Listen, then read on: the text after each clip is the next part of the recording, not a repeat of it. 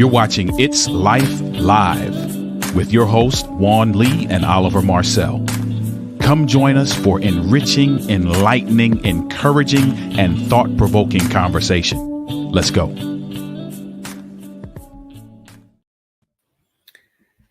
Hey, Oliver, what's happening? What's going on? We're here.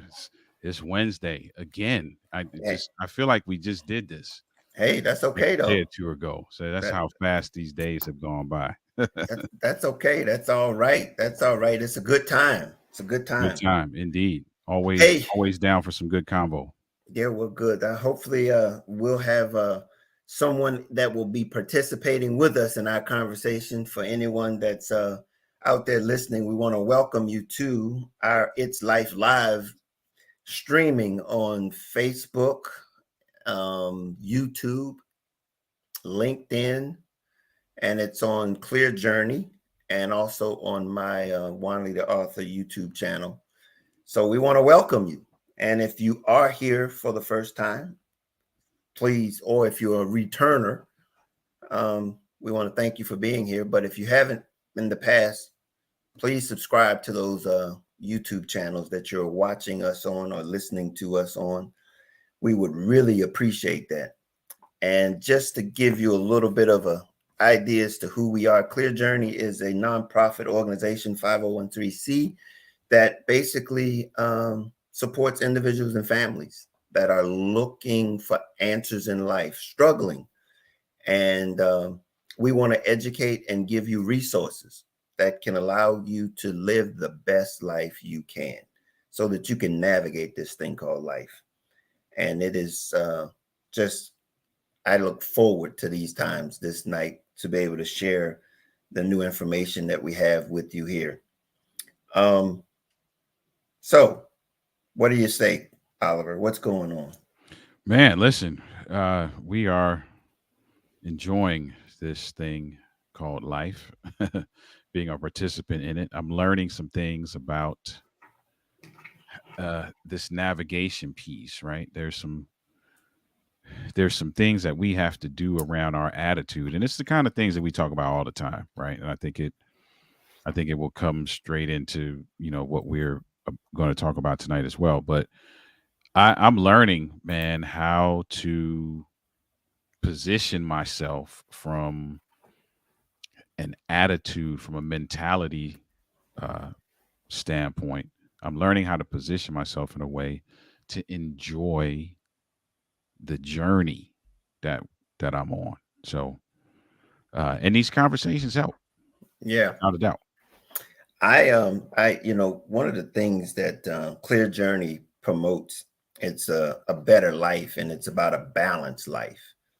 And one of the things that in my journey, it's not over, it's not over anytime soon. Um, but in this journey, one of the things that really allowed me to understand this life journey a little bit better was understanding how to balance this thing, Hmm. because life throws so many different things at you. And what really happened for me was when I got married, my Hmm. life totally changed when I got married. I Hmm. mean, it was like all I had to worry about was me before I got married. And then once I got married, I only not only took on a wife, I took on a family, her family. Hmm.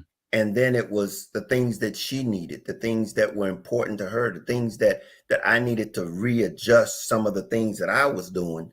And then how does this thing work? How does this thing work? Hmm. And so balance was essential. I mean, and even at life, even if we talking about at this point where we are right now in our life, yeah, where we've been a caregiver for 12 years now. Okay. 12 years, 13 years, coming up on 13 years. And how do we balance that, that life, that caregiving with where we are in life? But everybody's going to have a different thing that they're going to have to balance. And so what we do here at Clear Journey is we give you the tools, show you the tools, talk about the 8 areas of life that that we can use so that you can begin to navigate life successfully. And tonight is no different. You know, we're gonna be talking about, you know, finding harmony and the 10 practical tips to balance work family life. Now, you know, we've had this conversation before, and it's been one of the issues about work and family balance. Right. Right. And it's something that in corporate America, you know, you shared with me, you said, you know, that's not something that's almost possible. And yet we're gonna try to give you some tips tonight to be able to do it. So what do you think about that title? I think. Listen. I think that it is a goal that many of us we either find ourselves on two sides. Either it's a goal that many of us are desperately striving to achieve, or we are living through the results of not striving to achieve it. Yeah. I think we fall on both sides, but I do believe, and the discrepancy that many people are that I've heard in terms of the corporate space is that balance is not achievable, and so people are using terms like harmony and things that don't denote the even nature of what the word balance may denote, right? And Mhm. I don't think, and we'll get into this, I don't think that that's what that means per se. Mhm. That we're trying to do a balancing act where both things get an equal amount of weight, if you will, because that may not always be the case. There may be some fluctuation in how that looks. However, I do believe that it is necessary that we are cognizant of and intentional about looking to achieve whatever the word is you put there, Mhm. whether Mhm. it be balance or harmony as it relates to your work life and your family life. And I think that the key element there is it's do you prioritize Hmm. that which you hold dear? Mm. It's really, do you prioritize what you hold dear? Because the things that we're going to be talking about tonight, they're choices. Okay. They're literally choices that we're going to give you some choices, some things that you can implement into your life. But you've got to want to. You got to see the need or the value in doing these things, because we oftentimes we think about it is, do we work to live or do we live to work? Mm. You know, do we have do we have a family so we can work, or do we work so we can have a family? Yeah, that's a rough one. Yeah. I mean, but I think when we decide to determine, when we decide, hey, what's the most important thing? Hmm. What's the most important thing? I mean, and it really goes back to the foundation of the institution of the family. Hmm. The family is the representation of a next generation. It's where you plant the seeds for the next generation, is in the family. And it's almost as though we don't recognize that when we're exercising this choice between work and balance, work and family. Because it's like, what does that mean? Does it mean things for the family? Or does it mean you really want to demonstrate something that you want to continue into the next generation? Hmm. It's a legacy. I mean, and I think that's what we, at the end of the day, it's like, does a thing get you legacy, or does developing something get you a legacy?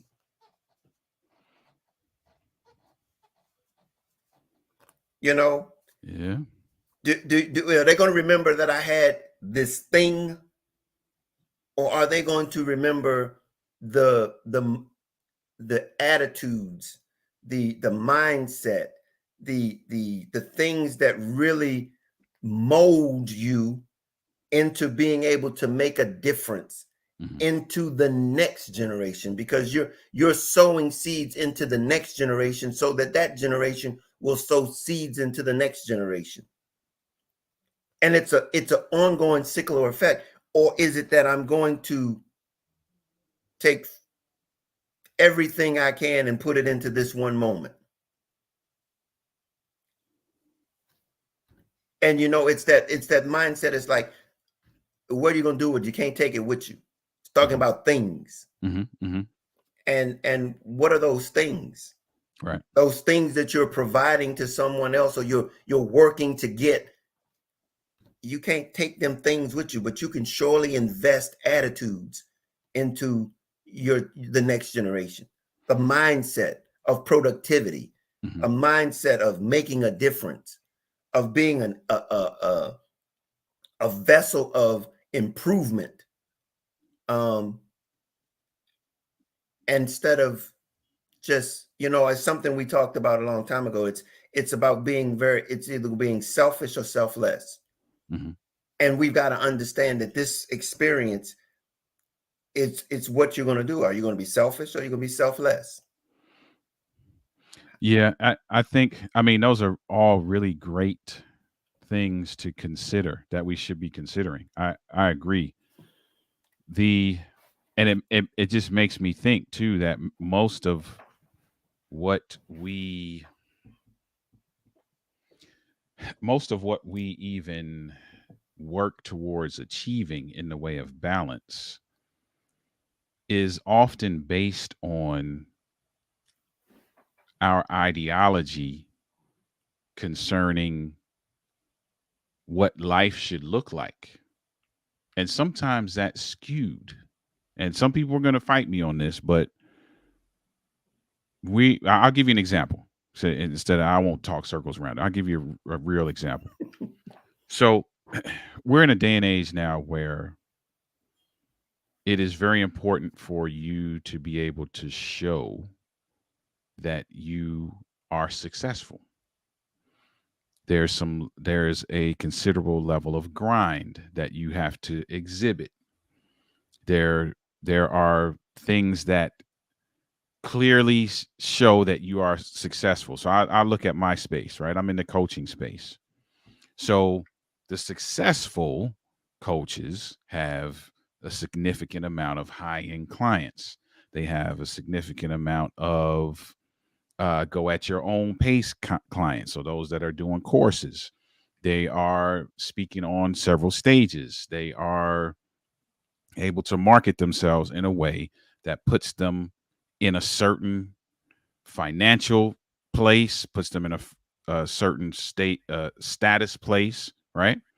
So as it relates to work-life balance now, if I subscribe to the ideology that in order for me to be successful, stamped as successful, that I need to have all these things in place, now that governs what I prioritize.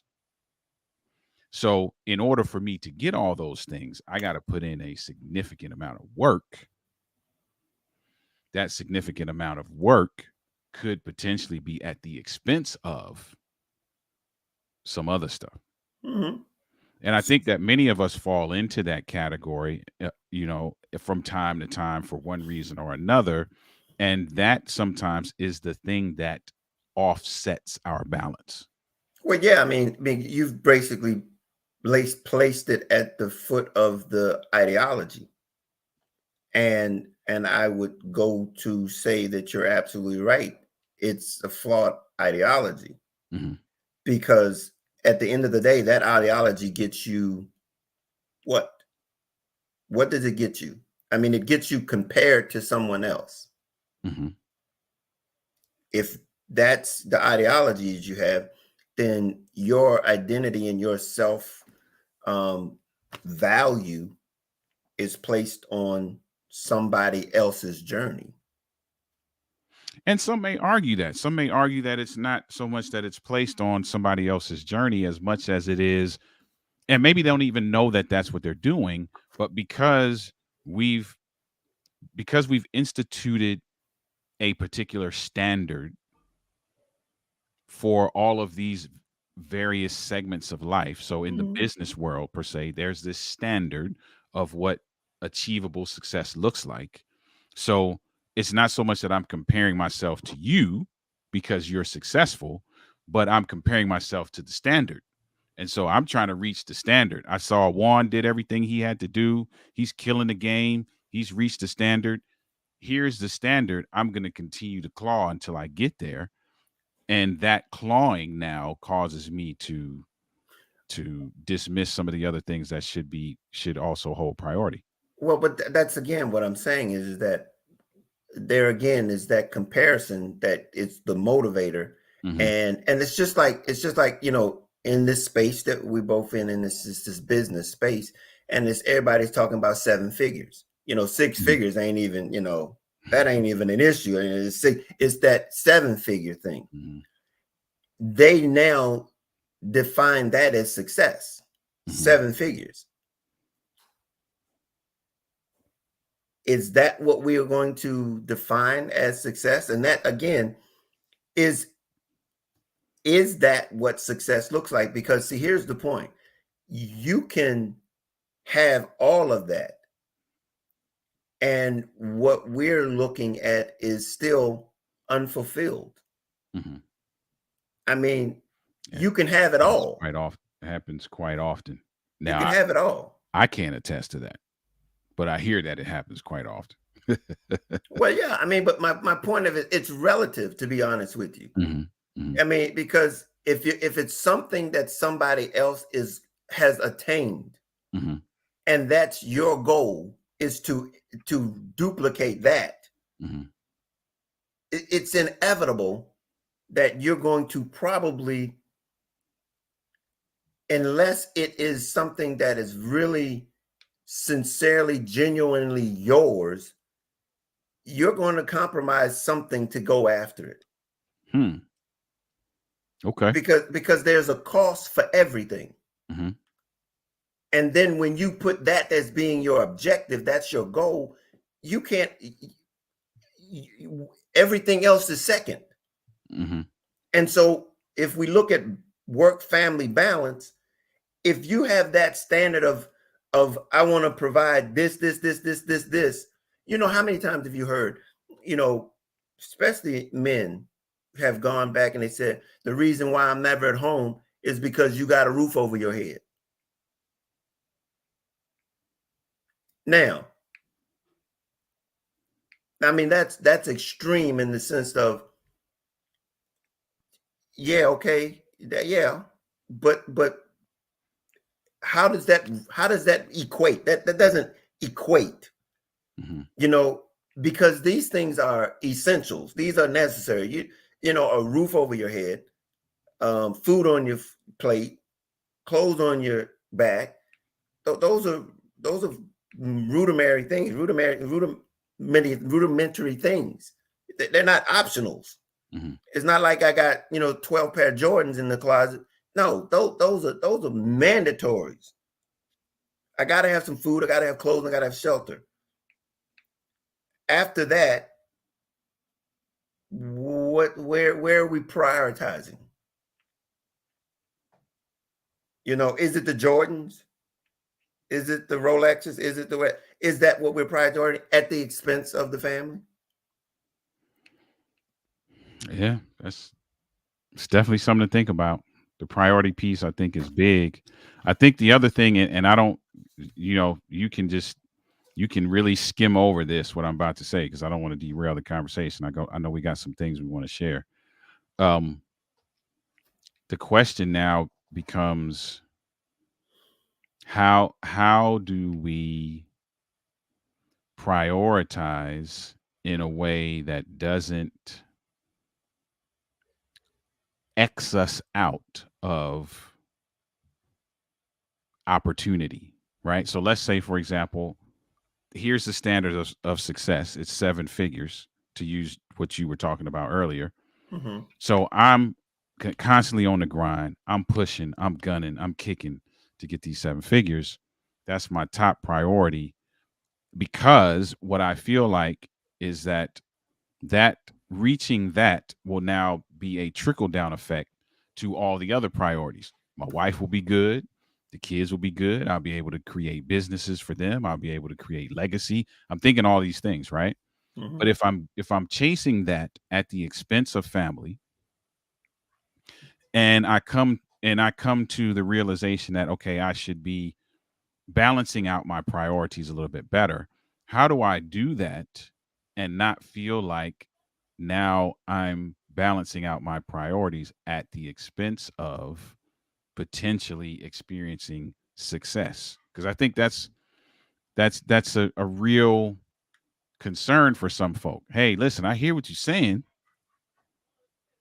but if I stop the grind for the sake of my family, is that irresponsible? No, well, it falls under priorities. It just falls under priorities. It's not. Let's go into the first one. Okay. The first one that we talk about, 10 tips to balance work, family life, and it's established boundaries. That's the first one. Now, these are self-induced. These are self-induced. It's basically now what's important to you. Mm-hmm. Is how do you determine the you don't want to lose your gain if your family is that gain. If the gain is the family, you don't want to lose the gain for something that we your priorities. It's just, what do you prioritize? Sometimes it means that you have to reevaluate, and that's one of the ones down in this column. Mm-hmm. But you've got to reevaluate what's important. Mm-hmm. Nobody can, and here's the thing, nobody can tell you what's important to you. You have to determine that. But it's ultimately up to me to say, and I tell you what it takes. It takes sacrifice. It takes sacrifice. Mm-hmm. And the thing about it is, family is sacrifice. There's no two ways about it. Mm-hmm. It's sacrifice. It doesn't matter what part you play and what role you in. It's a sacrifice. Everybody has to sacrifice to be a part of it. It ain't everybody, what's in it for me. No, it's what do you bring to it. Mm-hmm. And I think that has a little bit to do with where we come to the point where, are we really all in? Are we all in? Or are we saying we all in? Yeah. Do our actions emulate being all in? It's real. But here's the point. On this journey, once you start making those sacrifices, they begin to add up and they begin to line up. Okay. They begin to line up so that when you get to the next point, the next decision, they line up with the previous one. And then that one gets a little bit easier to make. The next one makes a little bit easier to make. And the next one makes it a little bit easier to make. But it's a consistency that allows you to do it. On and on down the road. Mm-hmm. The next one is quality over quantity. And we basically talked about this already. It's really having to do with, when you're there, you've got to determine, when you're at work, you at work. When you're at home, Mm-hmm. you at home. Yeah, that kind of piggybacks on the boundary piece as well. Yeah, it does. And that's I'm learning that both of these two things. I'm learning as I go through this entrepreneurial journey. I mean, I had to institute some of that in the corporate space as well because my corporate job was also very demanding and it was also global. So that made it difficult because the UK is 5 hours ahead. Uh, China is the next day, right? So if something were to happen in the IT space, and let's say something were to go down at 8 o'clock in the morning or 7 o'clock in the morning in the UK, that's in the middle of the night for me, right? And so it was tough to really kind of walking that line was tough because of the nuances of that job. Now that I'm in the entrepreneurial space, it's still tough. It's still just as tough because I'm still working with folk in those various time zones as well. Mhm. But uh, I'm learning now what you just said. When you're at work, you're at work. When you're at home, you're at home, right? And the real danger with the entrepreneurial lifestyle is that, and somebody said this the other day, that out of a book they read, they said the lady was saying that many of us work 80 hours a week, 80, 100 hours a week, so that we can avoid working 40 hours a week for somebody else, right? So Mhm. you sometimes throw yourself way more into it than you should. And I've had to really be intentional, like, okay, at I pick a certain time, like at such and such o'clock, I'm gonna be done. And done means that all these lights are coming off, all this equipment, this switch under my desk shuts all this equipment down, and I'm gonna physically get up and leave this room. Mhm. Mhm. Because if you don't, you always find something to do, right? And Yeah. then that's so that's important. I'm Yeah. with that. The establishing boundaries and really the quality over quantity. I think that's important for a lot of folks because sometimes we get stuck on quantity. So I got to check in 6 times a week. Well, no, not if those 6 times are trash. Like you could check in 3 times a week and it be, I mean, qualitatively could be Mhm. phenomenal Absolutely. and carry you through the rest of the week, right? So I Right. love it. Yeah. That's good. And the next one really piggybacks in it because it says using technology wisely for the purpose of making sure that there's no overlaps. See, we have a tendency to, if we use technology in our calendars and stuff, we go like, and then hold ourselves to our calendars. Hmm. Hmm. That's something that we put it on the calendar, but then we have a tendency to push it out the way, the things that we, especially when family thing, we're like, well, it don't matter that much. No, Hmm. let the calendar do what it's supposed to do. What comes to mind when I think of my calendars, I think of like a budget. And when we were early in my marriage, we were budgeting, and what we would do is, if we wanted something in spite of the budget, we changed the budget Yeah. instead of being held to the budget. Hmm. So that means that you're supposed to stop. Right. You can't spend that because you said that that's what you were going to do. Now you got something that poked up right here at the last minute, and you say, "Oh, I want that," so now you're just going to blow the budget. Hmm. No, that's not how we do that. So the calendar is supposed to keep us in line, and so that's something that really helps us in being able to balance the home and the work. Hmm. The next one is sharing responsibilities, and this is everybody in the home has a responsibility to make sure that this happens. Hmm. You know, it's okay for you to be reminded, hey, you remember what you said you were going to do Hmm.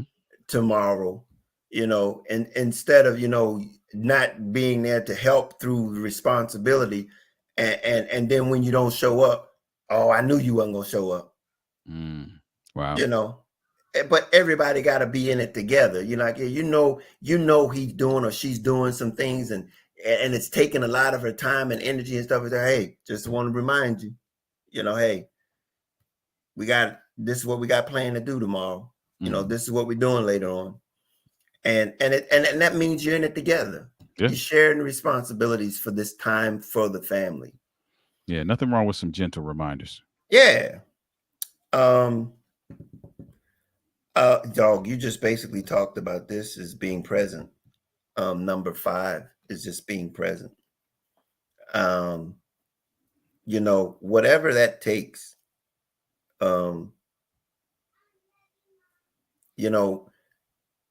You were just saying that, if it takes 3 times to, and I don't know what you were referring to, but sometimes it's just knowing that you're thinking about the person. Mm-hmm. Knowing that you're thinking about home and you're not there. Mm-hmm. It's about investing in being there even when you're not there, in the sense of when you get a moment just to, hey, I'm on my way. I don't know. Yeah. There was a song. I don't know. I'm getting ready to date myself. Everybody know about Lou Ross. Lou Ross. Yeah, Lou Ross.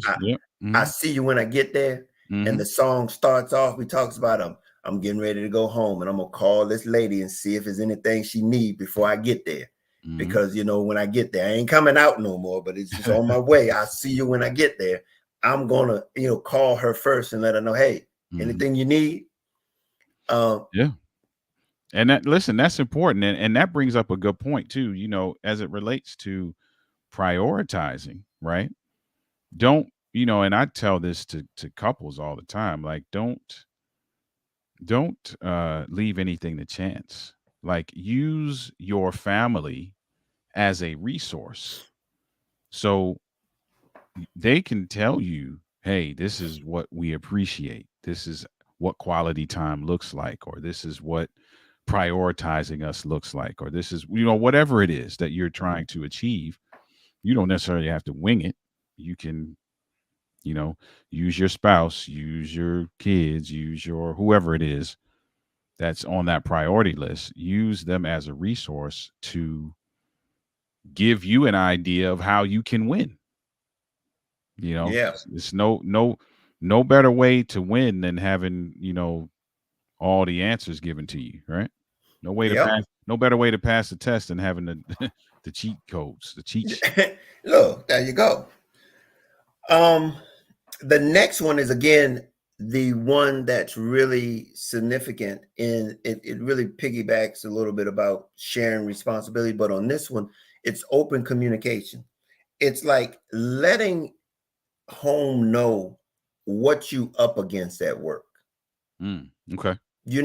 If you got a project that's going to take a lot out of you, hey, I'm on this project and this getting ready, it's been wearing me out, but I'm just let you know, this is what I'm up against. Mm-hmm. Sometimes we don't share the struggles that we go through at home, but if we can communicate that to the home and say, look, if at all possible, cut me some slack this week because I'm going through some stuff. Mm-hmm. And that's where open communication comes in. You ain't got to hide it. Right. Just let the home know what's going on. I like it. The next one is self-care. I think that's understanding all by itself, learning that you really need some time to just decompress.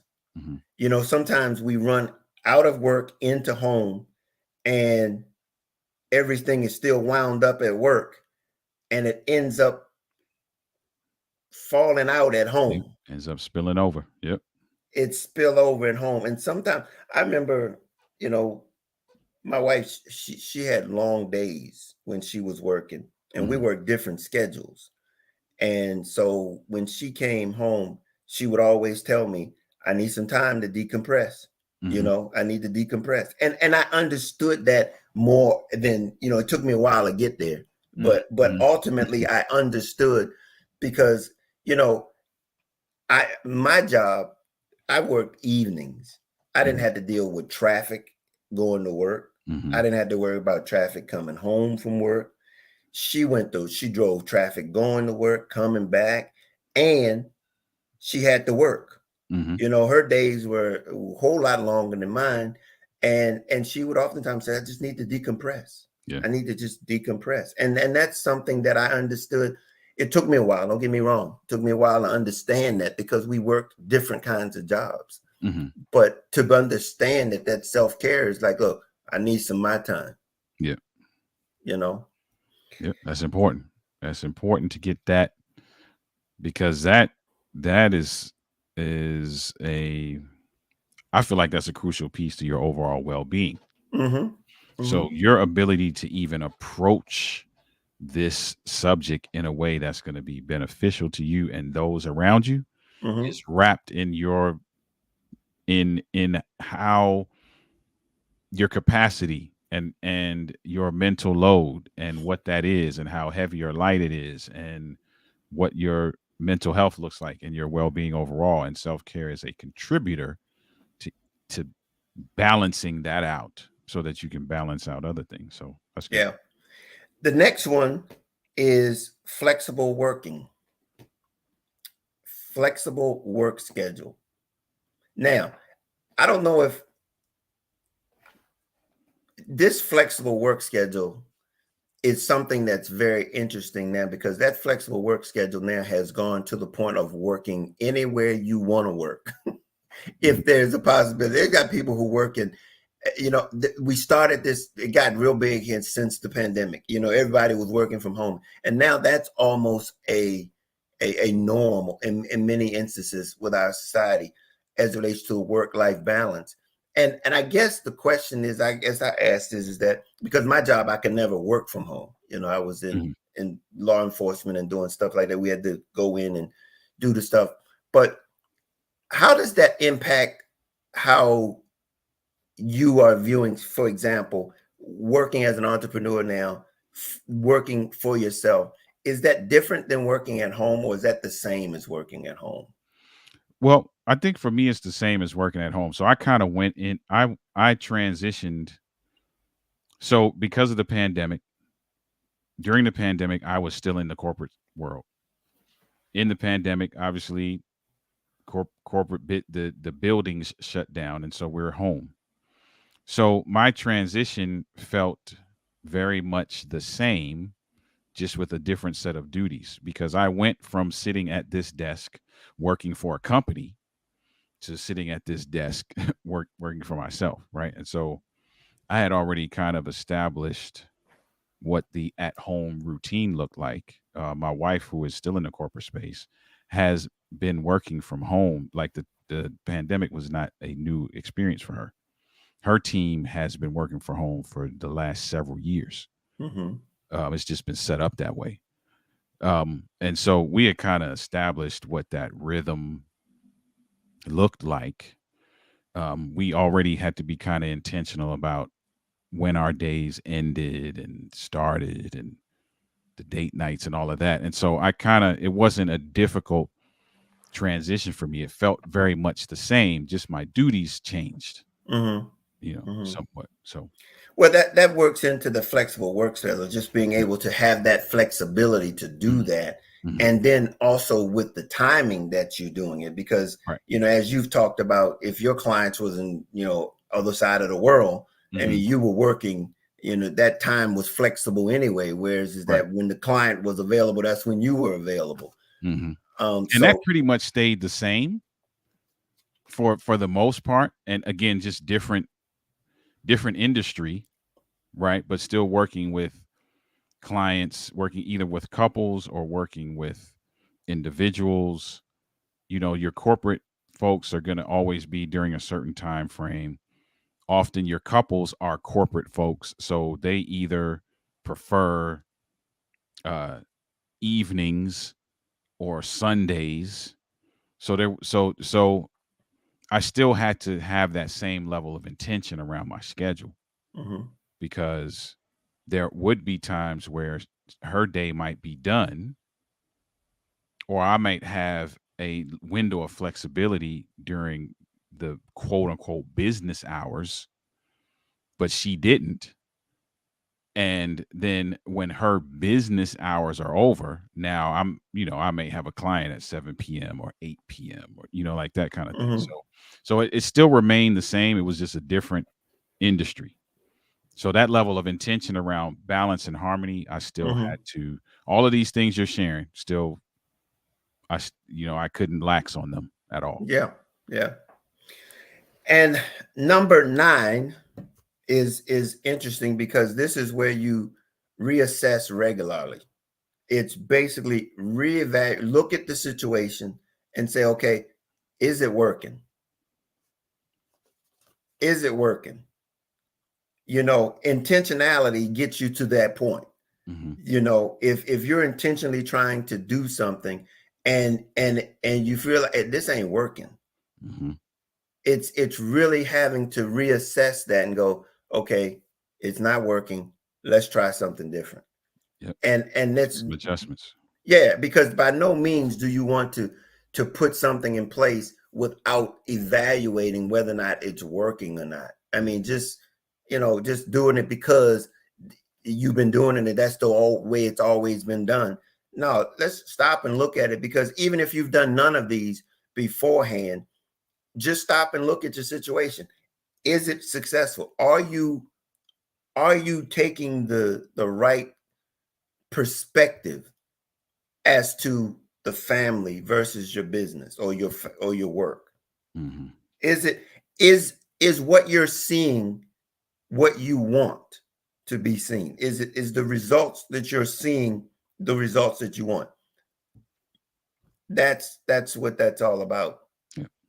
And number 10 is really, if you do ask that question and you realize that it's not, seek some guidance. Get the help that you need. Ask for help. There's nothing wrong with getting assistance. Ask friends, relatives, or if you need counseling, get it.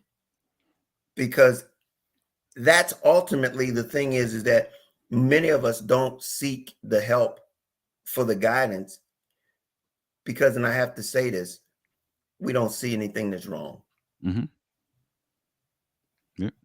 At the end of the day, we don't see anything that's wrong. And so we don't seek guidance. We don't seek assistance. Yeah. But yeah, that's That's critical. good. That is critical. Sometimes too, we